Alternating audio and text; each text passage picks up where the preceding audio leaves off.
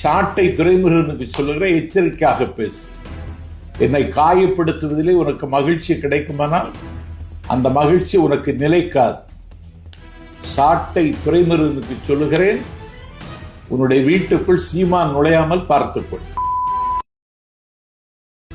ஏன்னா இவர் வீட்டுல பல தலைவன் உள்ள பூந்துருப்பான் போல இருக்கு. ஏன்னா இவர் இருந்த தலைவர் அப்படிப்பட்ட தலைவன் தானே.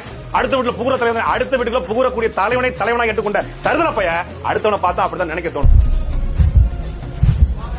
எங்க தலைவன் அப்படி இல்லடா, என் உயிரண்ணன் சீமான், என் உயிரண்ணன், கொள்கை என்ன உன்ன மாதிரி ஒரு நாளைக்கு ஒரு அண்ணன், ஒரு நாளைக்கு ஒரு தம்பி மாத்திரம் இல்ல, கொண்ட கொள்கையும் நாம் தமிழர், ஏற்றுக்கொண்ட தத்துவம் தமிழ் தேசியம், கரம் பிடித்தது சீமான், சாகர வரைக்கும் சீமான். நீ அப்படி சொல்லுவியா? வைகோ கூட நிக்கணும், வைகோவுடைய உயிர் தம்பி நாஞ்சி சம்பத்தின அப்புறம் தம்பி ஆகிட்டு இருக்கும். அப்படியாடா டேய் நாஞ்சில் சம்பத், ஹலோ வாடா, நீ வாடா, நீ முதல்ல நீ நல்ல ஆத்தாளுக்கும் அப்பனுக்கும் பிறந்திருந்தா 1 to 1 வாடா. சாட்டையில லைவ்ல உட்காரு, நான் 2 நாள் இருக்க மாட்டேன், திங்கக்கிழமை மத்தியானம் வரைக்கும் உனக்காக காத்திருக்கிறேன். நீ நல்ல ஆத்தாளுக்கும் அப்பனுக்கும் பிறந்திருந்தா, உன் உடம்புல ஓடுது தூய ரத்தம்னா, நீ 35 வருஷம், நீ பெரிய பேச்சாளர், நீ பெரிய புடுங்கி, நீ வா, நீ முதல்ல வந்து உட்காரு.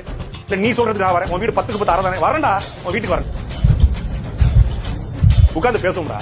என்னடா உன் கொள்கை, என்னடா உன் கோட்பாடு, என்ன உன் தத்துவம், என்ன உன் சித்தாந்தம், உன் தாவேக்காவோட கொள்கையை பேசி நான் பேசுறேன்.